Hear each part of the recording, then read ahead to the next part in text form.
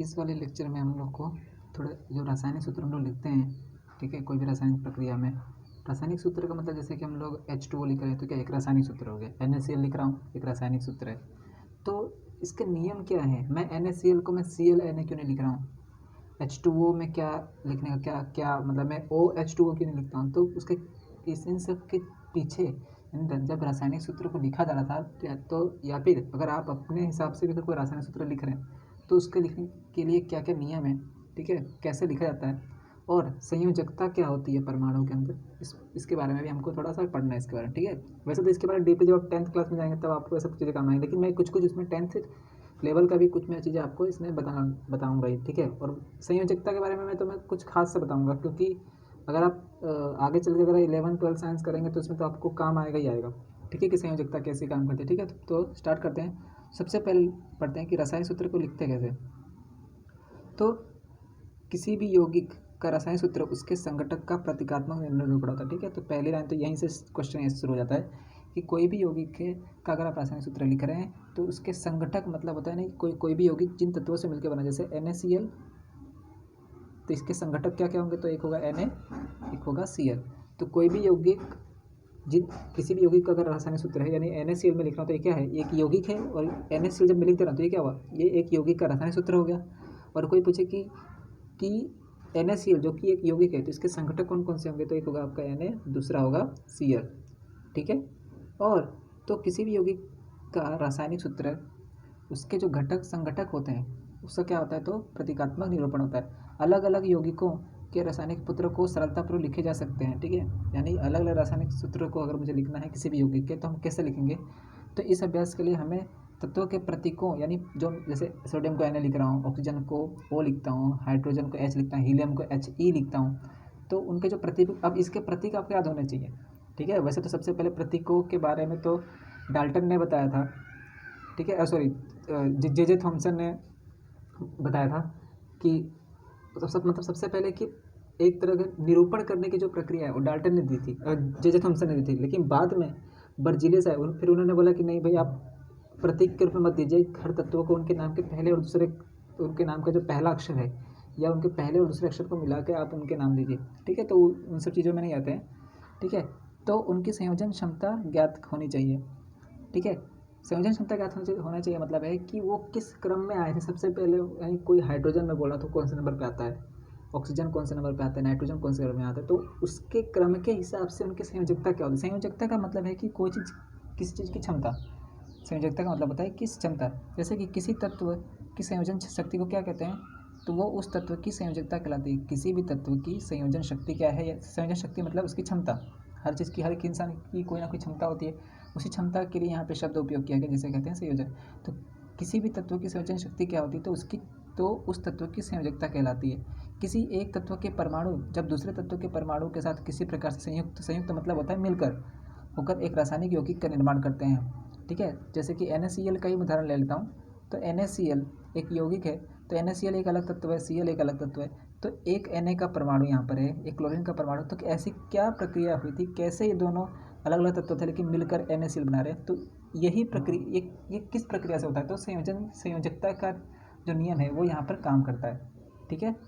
आगे चलते हैं और इसके बारे में क्या कहा गया है, तो कोई भी रासायनिक यौगिक हो, ठीक है, कोई भी एक रासायनिक यौगिक का निर्माण करते हैं, इसको ज्ञात करने के लिए संयोजकता का उपयोग करते हैं। किसी तत्व के परमाणु की संयोजकता को उसके हाथ अथवा भुजा के रूप में विचार किया जा सकता है। जैसे कि यहाँ पर बोला एक शब्द कि किसी भी परमाणु की संयोजकता यानी जो उसकी क्षमता है उसको उसके हाथ के रूप में या हाथ यानी भुजा के रूप में विचार करते हैं। मतलब क्या है कि अगर मेरे पास दो हाथ है, मैं बोलूँ कि मैं दो हाथ से कितने लोगों को पकड़ सकता हूँ, तो आप बोलेंगे सर मैं दो हाथ से मैं किसी भी एक इंसान को पकड़ सकता हूँ। अब यहाँ पे एक इंसान मतलब है कि मैं दो हाथ से अपने दोनों हाथ से एक आदमी के दोनों हाथ को पकड़ सकता हूँ। तो ये तो मैं कह सकता हूँ ना कि हाँ भाई एक आदमी को एक आदमी से मैं यानी अगर मैं एक इंसान हूँ मेरे पास दो हाथ है तो मैं एक सामने वाले इंसान के भी दो ही हाथों को पकड़ सकता हूँ, यानी कुल मिला के मैंने सिर्फ एक ही आदमी को पकड़ा हुआ है, ठीक है। या फिर और अगर मैं ये बोलूँ कि अगर कोई इंसान दो गेंदों को पकड़ रहा है ठीक है। मतलब ये बोलो कि अगर एक इंसान कितनी गेंदों को अपने हाथों में रख सकता है, तो आप कहोगे सर कि एक आदमी कम से कम दो गेंदों को अपने हाथों में ले सकता है। यानी क्या हुआ कि उसकी संयोजकता कितनी होगी कि दो, यानी वो आदमी दो गेंदों को, उसकी क्षमता, उस आदमी की क्षमता ये है कि वो दो गेंदों को अपने हाथों से पकड़ सकता है। तो यही होता है संयोजकता। ठीक है। इसके बारे में और क्या कहा गया है, तो जैसे उदाहरण लिया है उसने कि मानव की दो भुजाएं तथा ऑक्टोपस एक जलीय जीव है।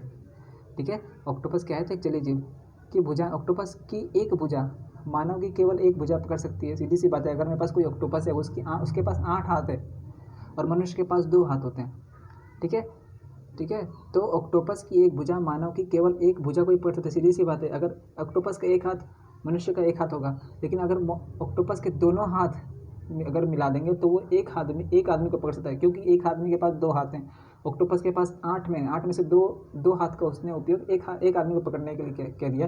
तो अगर एक आदमी को पकड़ने के लिए ऑक्टोपस के 2 हाथ लगते हैं, तो कुल मिला के ऑक्टोपस के पास हाथ है कितने, 8। तो 2 का गुणा मैं किससे करूँगा, 4 के साथ। ठीक है। 2 का गुणा में एक ऑक्टोपस के पास 2 हाथ हैं और वो इन अपने दोनों हाथों से एक आदमी को पकड़ सकता है। तो मैं बोल रहा कि मेरे पास कुल ऑक्टोपस के हाथ कितने हैं, 8। तो एक ऑक्टोपस 2 हाथ से एक आदमी को पकड़ सकता है। तो यानी कुल मिला के 4 से गुणा करूँगा तो 4 तो नहीं, कितने देंगे, 8 हाथ। तो यानी 4 का गुणा मैं इस तरफ करूँगा तो 4 का गुणा मैं यानी 4 गुणा इस तरफ करूँगा, यानी कुल मिला के वो 4 आदमियों को पकड़ सकता है। ऑक्टोपस अपने 8 हाथों से 4 आदमियों को पकड़ सकता है। तो मैं ये कह सकता हूँ कि ऑक्टोपस की जो संयोजकता है वो कितनी है, 4 आदमियों को पकड़ने की। यानी एक ऑक्टोपस कम से कम 4 आदमियों को पकड़ने की क्षमता रखता है। ठीक है। कहने का मतलब यही है। फिर उसके वही बोला, यदि एक ऑक्टोपस को कुछ मानव को इस प्रकार से पकड़ना है कि उसकी 8 भुजा मानव की दोनों भुजाओं को एक साथ प्रयुक्त हो जाए, यानी पकड़ ले, तो इस विचार में ऑक्टोपस कुल कितने मानव को पकड़ सकता है। अब ऑक्टोपस को ओ अगर मैं मान लूँ, ऑक्टोपस जो कि मेरा ओ है, और एक आदमी को मैं एच मान लेता हूँ, तो सीधी सी बात है, हम ये कह सकता हूँ कि एक ऑक्टोपस एच, अगर एक आदमी को एच बोल रहा हूँ तो 4 आदमी को उसने पकड़ा, जो मैंने बताया यहाँ पे आपको। ठीक है। तो मैं ऐसे लिखता हूँ कि उसने एच अगर एक आदमी है, उस ऑक्टोपस ने 4 आदमी पकड़ा, यानी OH4 यानी उसने 4 आदमी को पकड़ा है। और किसने पकड़ा है, तो एक ही ऑक्टोपस ने, अगर एक हाइड्रोजन यहाँ पे एक आदमी को बता रहा है, तो अगर एक ऑक्टोपस ने 4 आदमी को पकड़ा है तो मैं H4 लिखता हूँ। ठीक है। तो वही कहने का मतलब इसका है।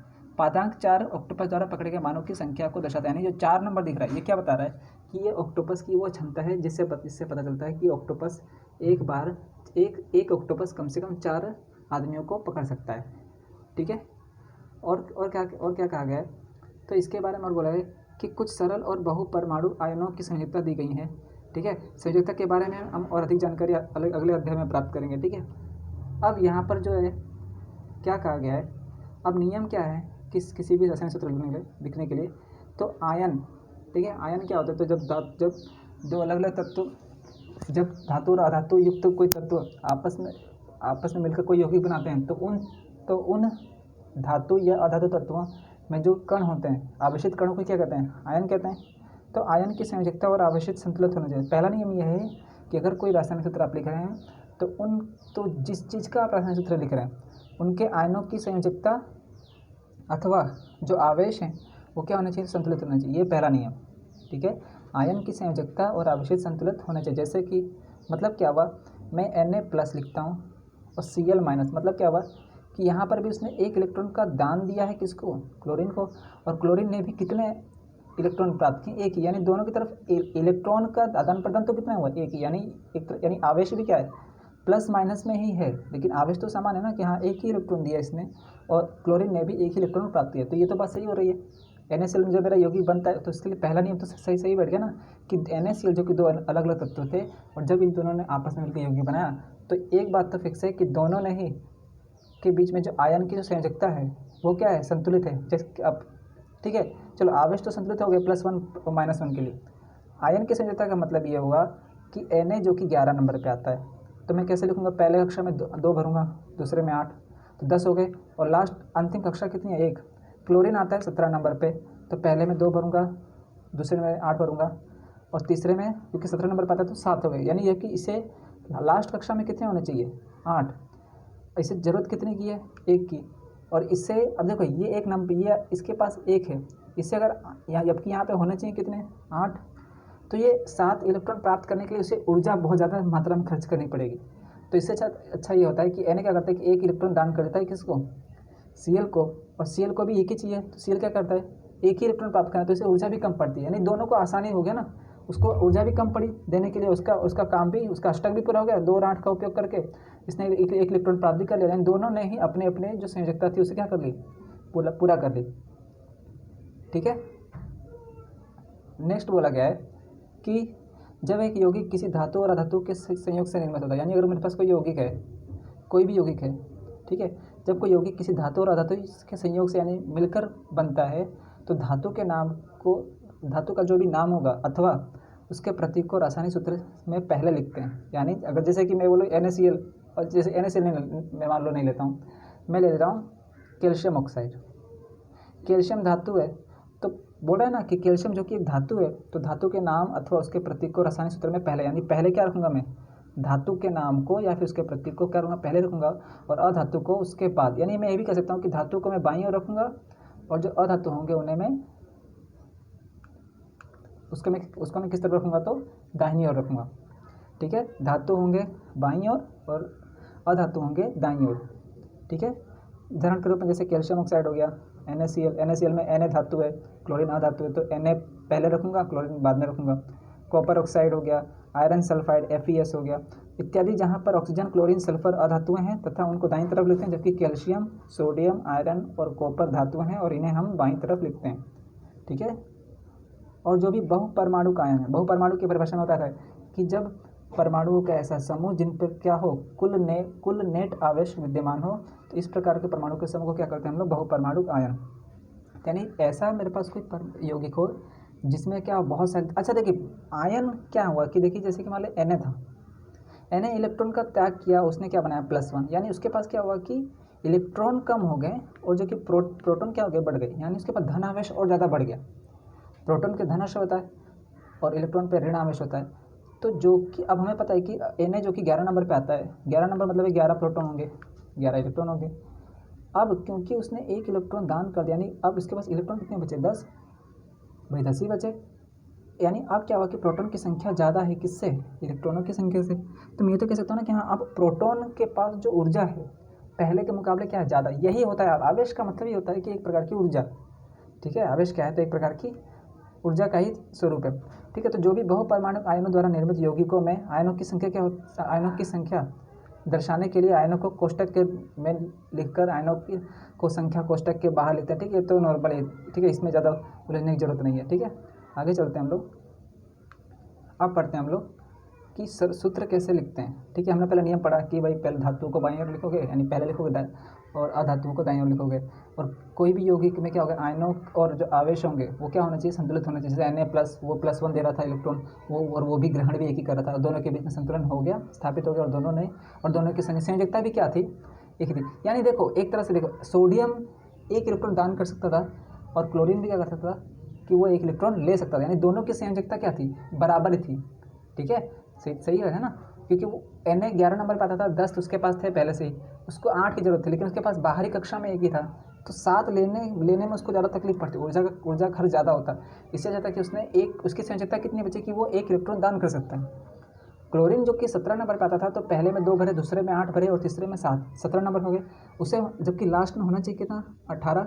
तो यानी वो क्या कर सकता है, 7 इलेक्ट्रॉन दान करेगा तो उसे ऊर्जा ज़्यादा खर्च करनी पड़े, इससे अच्छा है कि वो एक इलेक्ट्रॉन प्राप्त करे, यानी वो भी एक इलेक्ट्रॉन क्लोरीन एक इलेक्ट्रॉन जो है वो प्राप्त कर सकता है। यानी Na की भी संयोजकता एक थी, क्लोरीन की भी संयोजकता एक थी, यानी दोनों की संयोजकता क्या थी, एक ही थी, आवेश भी समान थे और आयन भी समान थे।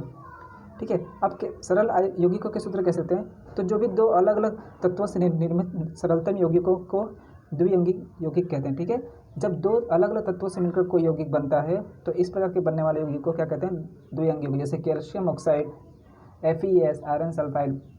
ठीक है, ये सब क्या है, दो अलग तत्व। ठीक है, दो अलग अलग तत्व है ना, कैल्शियम और ऑक्सीजन।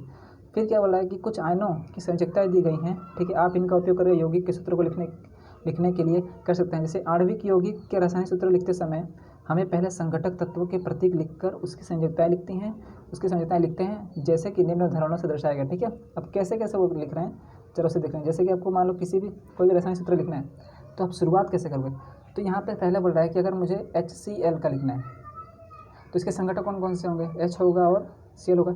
सबसे पहले तो दोनों को क्या करो, अलग अलग लिख लो, जैसे कि यहाँ पे इसने लिखा पहले से H लिखा फिर Cl। अब H आता है 1 नंबर पे, इसके बाध्यम कक्षा में 1 ही इलेक्ट्रॉन है, जबकि होने चाहिए कितने, 2। पहले 2 भरेंगे फिर 8 फिर 8, इस तरह से भरते हैं, जबकि इसके पहली कक्षा में 1 है, यानी इसे जरूरत कितने की, 1। तो जो भी H की संयोजकता होगी उसको उसके क्रॉस उसको क्या करेंगे, जो दूसरा तत्व है उसके नीचे लिखेंगे। या फिर कैसे समझिए कि जो भी H की संयोजकता है, H की संयोजकता कितनी, यानी वो 1 इलेक्ट्रॉन उसको प्राप्त करना चाहिए क्योंकि इसके पास 1 ही है, ठीक है। तो H की जो भी संयोजकता है मैं इसे क्या रखूँगा, H के नीचे। क्लोरीन आता है 17 नंबर पे, यानी पहले में 2, दूसरे में 8, तीसरे में 7 भरूंगा, लेकिन उसे जरूरत कितनी है, 1 इलेक्ट्रॉन की जरूरत है, तो 1 इलेक्ट्रॉन क्या करूँगा, उसके क्लोरीन के नीचे लिखूंगा।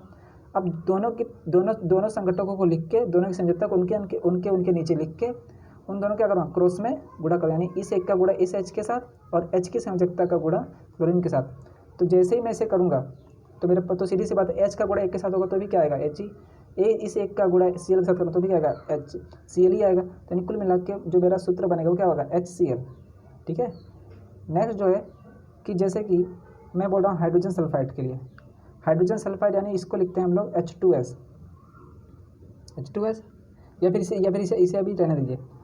H को जरूरत, H की संयोजकता कितनी होती है, 1 नंबर पे आता है। 1 नंबर पे आता है मतलब इसके पास 1 प्रोटॉन है 1 इलेक्ट्रॉन है, इसके पास न्यूट्रॉन नहीं होता है, जबकि इसके बाहरी कक्षा में क्या होना चाहिए, 2 होने चाहिए, इसके पास है 1 ही, यानी इसको 1 की जरूरत है। तो मैंने यहाँ पे इसके नीचे इसकी H की संयोजकता यानी हाइड्रोजन की संयोजकता 1 लिख दी, ठीक है। सल्फर आता है 16 नंबर पे, यानी पहले में 2 इलेक्ट्रॉन भरूंगा, दूसरे में फिर 8, फिर तीसरे में भी 8 ही भरना चाहिए, लेकिन 2 + 8 10 हो गए।